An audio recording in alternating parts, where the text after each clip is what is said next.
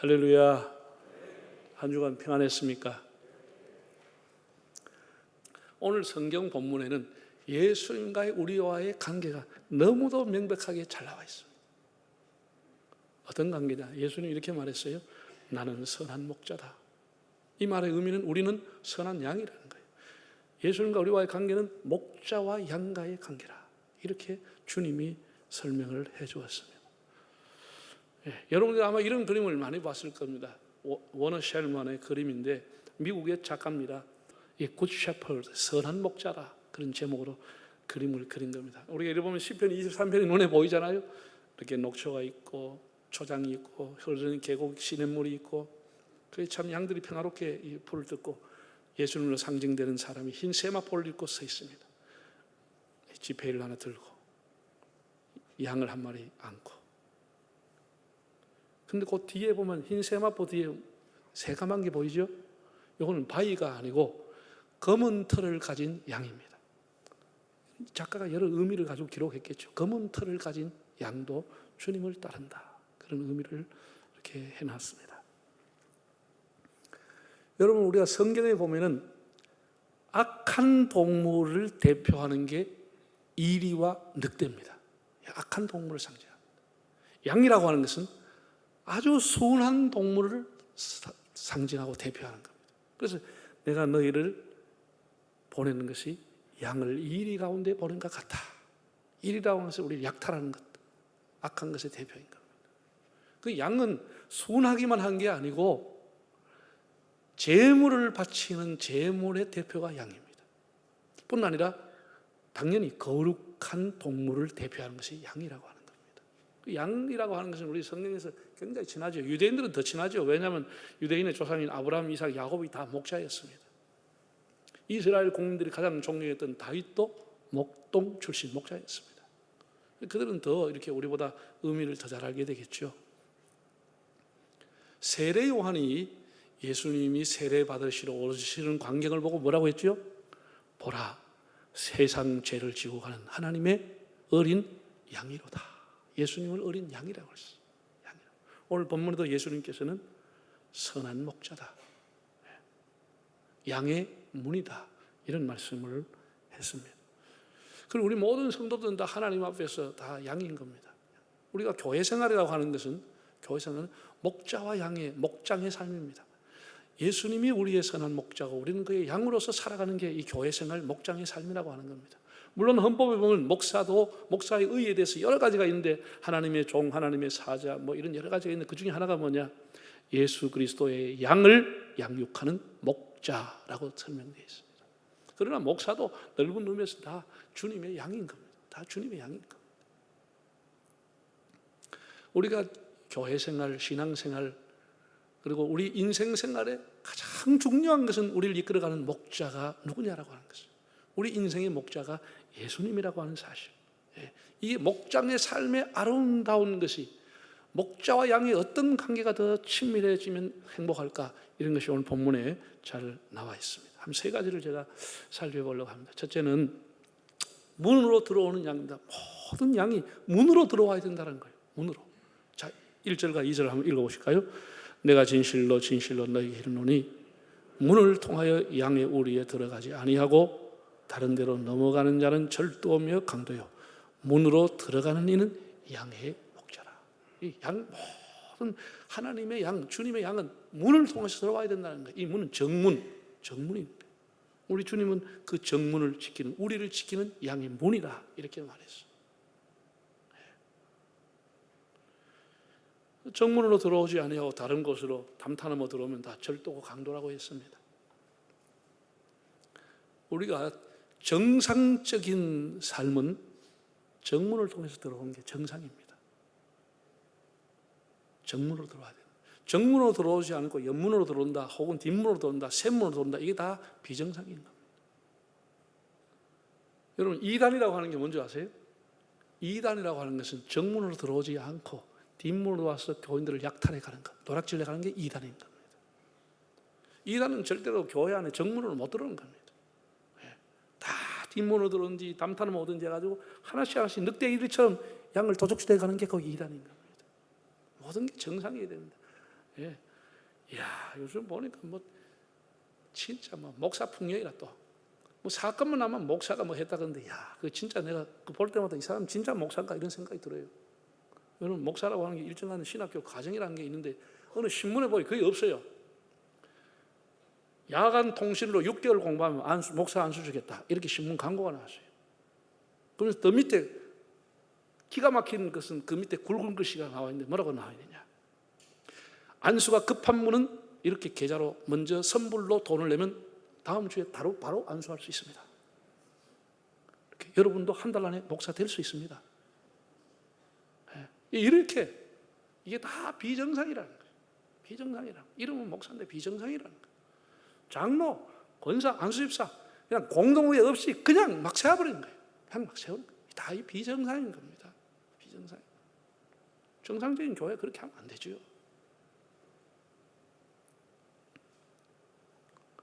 주님이 돌보시는 양은 문으로 들어와야 된다는 것이죠. 문으로 들어오는 자를 주님이 책임진다는 것이죠. 나는 양의 문이다. 양들이 들어오는 문을 출입을 지키는 분이 예수님이라고 말씀을 한 겁니다. 나를 향해서, 나를 통과해서 들어와야 된다는 것입니다. 여러분, 예수님은 양의 문 정도가 아니고 천국의 문입니다. 우리가 천국을 들어가는데 예수님 통하지 않고 들어갈 수 있는 길이 없습니다. 이게 양의 문의 의미는 천국의 문이다, 그런 의미, 예수님을 통해야 된다, 그런 의미입니다. 그래야 목장의 삶이 즐겁게 되는 겁니다. 두 번째를 보면은 양들의 이름을 각각 불러낸다 했습니다. 자, 3절 한번 보실까요? 문지기는 그를 위하여 문을 열고 양은 그의 음성을 듣나니 그가 자기 양의 이름을 각각 불러 인도하여 내리라. 자기 양의 이름을 각각 부른다는 거예요. 미식 축구하는 감독이 경기하면서 계속 성적이 저조해가지고 매스컴에서 계속 두드려 맞고 구단으로부터 계속 사임 압박을 받게 되는 거예요. 계약 기간이 있지만. 그리고 이 사람이 시즌이 다 끝나고 너무나 얻어 터지고 깨져가지고 참 절망스러운 마음으로 몇 개월 만에 자기 집으로 돌아왔습니다. 집에 돌아왔는데 집에서 식구들도 다 TV를 봤는지 별로 자기를 반겨주지 않고 개만 자기를 반겨주더라는 거예요. 몇 달 만에 돌아온 개가 주인이 너무너무 꼬리치고 환영해 주더라는 거예요. 그래서 이 감독이 저녁 식사를 하면서 아내에게 그 얘기했더니, 여보, 내 마음을 알아주는 것은 개밖에 이 세상에 없다. 개가 최고다. 개가 내 마음을 알아준다. 그래서 넋두를 했더니 그 다음날 와이프가 나가가지고 개 한 마리를 더 사가 와가지고 위로 많이 바다락 하면서 개를 주더랍니다. 저는 살아가면서 개도 현대인들에게 굉장히 위로가 되겠다, 반려견이, 그런 생각이 들어요. 여러분, 요새 1인 가구가 얼마나 많아요. 밖에 갔다 저녁에 들어오면 누가 환영해줘요? 차원방에 쓸쓸한데 누가 환영해줘요? 그 반려견 키우면 요놈이 나와서 꼬리를 치고 막 반겨주니까 사람이 고마스러운 이제 개를 키우는 거 아니에요? 개한테 많은 위로를 받겠구나, 그런 생각을 해봅니다. 실제로 100마리 이상의 양을 키우는 팔레스타인의 베두인족에게 목사님이 대화를 하고 기록을 한 글을 왔어요. 그 목사님이 성경에 궁금한 건 다 물었더라고. 그 목자에게 물어보는 다음에 정말로 이 많은 100마리가 넘는 이 양들이 다 이름이 있습니까? 물으니까 그 베두인이 뭐라고 하냐, 이름이 다, 고유 이름을 다 갖고 있다는 거예요. 이름이 다 있대요. 이름을 불러줘야 친밀한 관계가 되고 개인적인 관계가 되고 이름을 다 갖고 있다는 거예요. 여러분, 우리나라 옛날 조선시대 여성들이 뭐 이름 있었습니까? 거의 뭐 없어요. 거의 뭐 인천댁, 부산댁, 밀양댁, 김해댁 하고 말아버렸지. 이름 없습니다. 개가 다 이름이 있다니까. 양들이 다 이름이 있다니까. 예수님이 사역하실 때 보면 제자들 이름을 다 불러줬어요. 이름을 불렀어요. 베드로야, 마태야, 삭개오야, 마르다야, 마리아야, 이름을 다 이렇게 불렀어요. 그 이름을 불러줄 때 그 사람이 얼마나 감격하겠습니까? 얼마나 감격하겠습니까? 얼마나 친밀감을 예수님께 느끼겠습니까? 예수님이 그 나사로가 죽었을 때 무덤에 가셨습니다. 그 공동묘지에 가셔가지고 일어나라 이랬으면 대혼란이 났습니다. 공동묘지 무덤이 다 일날 뻔했습니다. 근데 예수님이 뭐라고 했어요? 나사로야 일어나라. 그래서 나사로면 일나는 거예요. 일나는 거예요. 다 이름을 불러주는 거예요. 그냥 일나라 가면 공동체 다 일나본다니까. 다 일나버려요. 죽은 사람은 가만히 있어야 돼. 죽은 사람이 살아나면 골 때리는 일이 한두 가지가 아니라니까.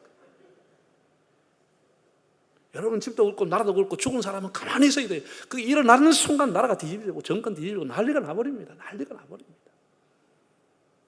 억울하게 죽은 사람이 너무 많기 때문에.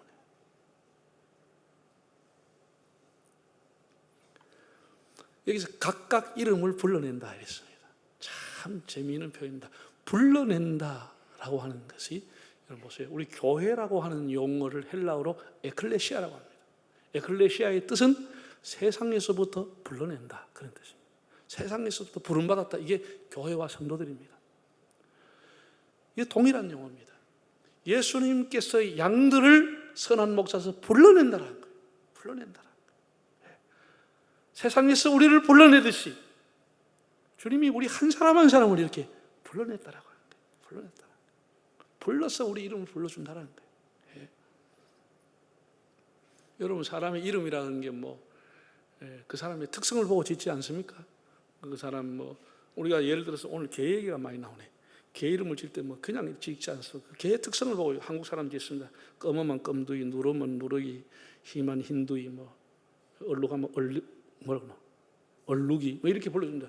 좀 살찌면 순실이, 토실이, 이렇게 신실이 다 불러주는 거예요. 개라고 하는 것도 그 개성, 색깔 이런 걸 가지고 이름 지어주는 거예요. 요즘 이상하게 이름 짓는데 옛날에는 다 개의 특성을 보고 이름을 지었어요. 우리 주님이 우리를 부르실 때 우리의 개성, 우리의 이름, 우리의 환경, 우리 처지 다 알고 우리를 부르시는 거죠. 다 알고 부르신다니까요. 시편 139편을 보면은 다윗의 감동적인 시가 있습니다. 다윗이 이렇게 하나님을 찬양합니다. 여호와여, 나의 앉고 일어섬을 아시오며 멀리서도 내 생각을 아시나이다. 하나님이 다 알고 있다는 거예요. 내가 바다 끝에 거할지라도 하나님은 거기에도 계시고, 하나님의 전지전능과 하나님이 세상에 편재하심을 찬양한 것이, 하나님은 어디도 계신다. 그 다음 그 이하에 보면 또 이런 기절이 나와요. 여호와여, 모태에서 나를 조성하사 나를 신묘막측하게 지으셨나이다. 자기를 신묘막측하게 지었다는 창조의 하나님을 찬양하고 있습니다. 하나님 자기를 다 안다는 거예요. 내 생각과 내가 안고 있어도 멀리서 나를 다 알고 있다는 거예요. 나를 지으신 이가 하나님, 나를 부르신 이도 하나님, 나를 보내신 이도 하나님, 나의 나 된 것은 다 하나님 은혜라. 하나님이 나를 다 지으셨다고, 나를 다 알고서 나를 불러주셨다고. 우리를 잘 아시는 목자, 각각 이름을 불러주시는 목자다. 얼마나 친근감을 우리에게 주고 있습니까? 세 번째는 음성을 알고 양들이 따라온다라고 했습니다. 한번 4절을 다시 볼까요? 자기 양을 다 내어놓은 후에 앞서가면 양들이 그의 음성을 아는 고로 따라오되. 음성을 알고 따라온다는 거. 따라온다. 여러분, 신앙생활이라고 하는 게 뭡니까? 신앙생활은 간단합니다. 예수님을 믿고 따라가는 겁니다. 이게 신앙입니다. 복잡하게 생각할 것은 예수님을 믿고 따라가는 것이 신앙생활입니다. 주님께서 각각 내 음성을 듣고 따라온다. 그게 양이라고 말씀했습니다. 예수님께서는 바닷가에 있던 베드로, 세간에 있던 마태를 찾아서 나를 따라오너라. 그물을 버리고 나를 따라오너라. 따라갔습니다. 예수님을 따르는 그들에게 주님은 나를 믿으라. 주는 그리스도시요 살아계신 하나님의 아들을 믿으라. 베드로의 고백을 통해서 믿으라고 말씀했어요. 믿음으로 끝나는 것이 아니고 다시 주님이 말씀했습니다. 뭐라고? 내 몫의 십자가를 지고 나를 따르라. 자기를 극복하는 따름, 막연한 따름이 아니라 예수가 이제 누구인 줄 알았던 사람은 예수를 고난을 각오하고 예수님을 따라야 된다는 것이죠. 십자가를 지고 따르라는 것이죠. 부활하신 후 예수님께서는 낙심하고 다시 갈릴리 바다로 갔던 베드로와 그 형제들을 찾아와서 이렇게 말씀했습니다. 이 사람들이 뭘 하든지 상관하지 말고 너는 나를 따르라. 다시 나를 따르라는 사명을 주었습니다. 우리 예수 믿는 자의 삶이라고 하는 것은 우리의 자리가 어떤 자리에 있든지 어떤 환경에 있든지 예수님을 믿고 따라가는 것이, 그것이 양의 삶인 것입니다. 양의 삶입니다. 네. 여러분, 이 개라고 하는 짐승이 말이죠, 민물의 짐승이지만 사람의 사랑받는 이유가 어디 있죠? 사람의 사랑받는 이유는 한 가지입니다. 주인을 알아보고 주인을 따른다고 하는 겁니다. 주인의 냄새, 주인의 소리, 주인의 목소리 알아듣고 달려와서 꼬리를 치면서 주인을 쫄랑쫄랑 따라간다. 이게 주인에게 사랑받는 또 한 가지의 비결입니다. 개가 주인에게 사랑받는 한 가지라니까, 주인을 알아보고 꼬리를 치고 환영하기 때문에 주인이 사랑해 주는 거예요. 평생을 사랑해 주는 거예요. 우리가 예수님의 사랑받는 것은 한 가지인 겁니다. 예수님의 음성을 알고 예수님을 따라가는 겁니다. 예수님의 말씀에 순종하고 따라가는 삶이, 이게 목장의 행복한 삶이 되는 겁니다. 예. 과거의 찬송에 보면 이런 게 나와요. 예. 양떼를 떠나서 길 잃어버린 나, 목자의 음성 싫어서 먼 길로 나갔네. 목자의 음성이 싫어서 먼 길로 가버렸다는 거예요. 그 뒤에 읽어보면 그 사람은 죽음밖에 없고 멸망밖에 없다고 하는 거예요. 이 부르막심한 제가 이제 주님 앞에 돌아옵니다. 그 찬송 가사라니까. 우리가 주님의 음성을 듣고 기뻐하고 주님을 따라가는 삶이 되어야 되지, 주님의 음성 싫다, 그건 타락과 멸망밖에 없는 것이에요.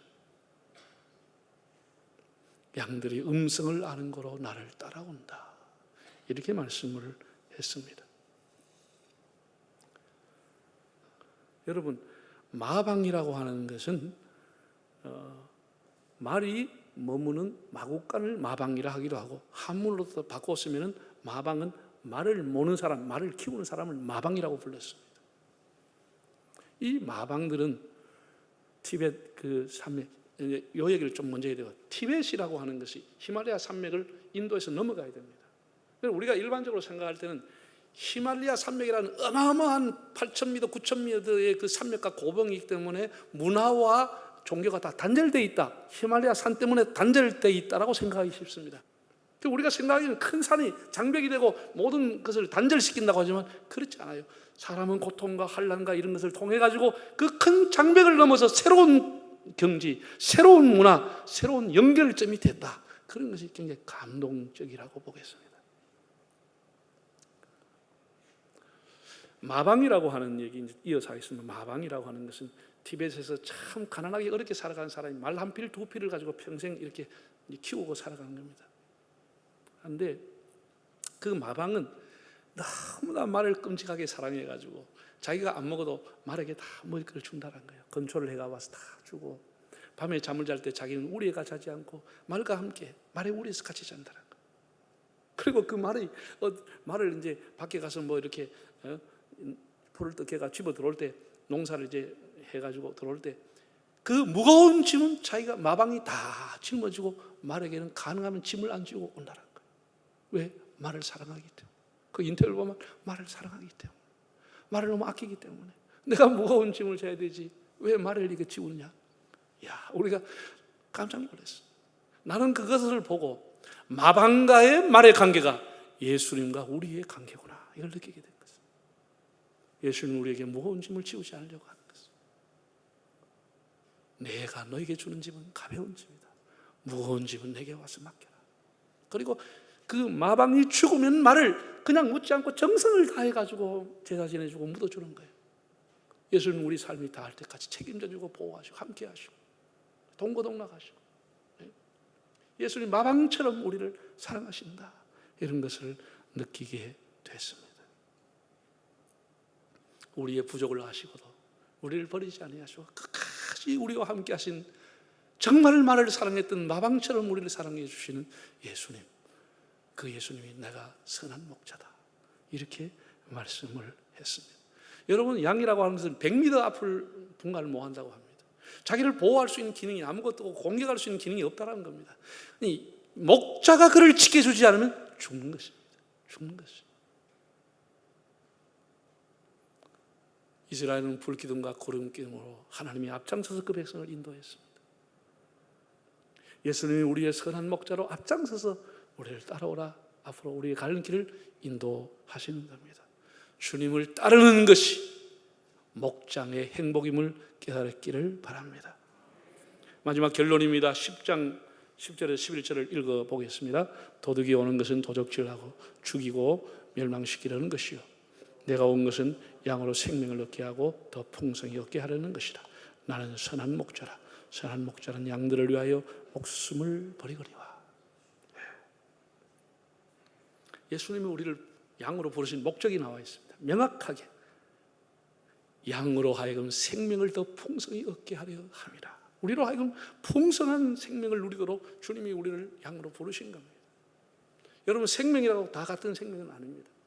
중환자실에서 거칠게 호흡을 하고 호흡기에 숨을 맡기고 있는 그 사람의 생명이라고 하는 빈약한 생명인 겁니다. 빈약한 생명. 반면에 청년들이 저 학교 운동장에서 축구를 하고 저 산을 오르내리는 그 청년들은 풍성한 생명을 갖고 있는 것이죠. 교회에 나와도 그저 마지못해가 교회 한 번씩 어쩌다 나오고, 신방 가야 한 번 나오고, 또 막 전화하면 마지못해 한 번 나오고, 이 사람의 생명은 매우 빈약한 생명인 것이죠. 그러나 본인이 자원해서 기도하고 와서 예배하고 자기에게 주어진 사명과 직분을 감당하기 위해서 시간과 물질을 받고 충성하는 그 사람의 삶은 풍성한 생명이요, 풍성한 열매가 있게 되는 삶을 살아가는 것입니다. 생명의 차원이 다른 것입니다. 다른 것입니다. 예수님이 우리에게 오신 것은 너희들 하여금 풍성한 생명을 얻게 하려 함이라. 사랑하는 성도 여러분, 코로나 시대, 지금 온라인 예배를 드리는 성도 여러분, 코로나 시대 요즘 목장의 생활 어떻게 보내고 계시는지요? 교회 생활이 목장 생활입니다. 예수님과의 관계가 목장의 삶입니다. 어떻게 보내고 계시는지요? 우리 목장의 목자는 예수님이십니다. 사도 베드로는 베드로전서 5장에서 이렇게 말했습니다. 마지막 심판의 때에 목자장이 나타나셔서 시들지 아니한 멸류관을 주리라고 했습니다. 여러분, 지금 인생이 어렵다고 해서 낙심하지 마십시오. 우리 인생이라고 하는 것은 야구 경기와 똑같은 겁니다. 여러분, 야구 경기 5회전에 끝나요? 7회전에 끝납니까? 그렇지 않아요. 9회전도 끝나지 않아요. 언제 야구가 끝나죠? 야구가 끝나야 끝나는 겁니다. 끝이 나야 끝이 나는 겁니다. 우리 인생은 70이라고 끝나는 게 아닙니다. 하나님이 우리 인생을 끝을 내주셔야 끝이 나는 겁니다. 그 끝날 때까지는 아무도 성패를 얘기하지 못하는 겁니다. 하나님 앞에 감사함으로, 목자를 따름으로 여러분의 인생을 역전하시고 여러분의 삶이 하나님 주시는 풍성한 삶을 사시기를 바랍니다. 여호와는 나의 목자시니 내게 부족함이 없으리로다. 이제는 우리 주 예수 그리스도의 은혜와 아버지 하나님의 사랑하심과 성령님의 감하시고 인도하여 주심이 주님의 착하고 충성된 양으로 영적인 생명과 삶의 영성이 열매가 풍성한 목장의 하루하루의 삶을 살기를 원하는 우리 온 성도들과 그 자손들 위해, 이 나라 이 민족 위에, 한국교회 위에, 온 세계 나가 복음을 전하는 주의 종들에게 영원히 함께 하시기를 축원하옵나이다.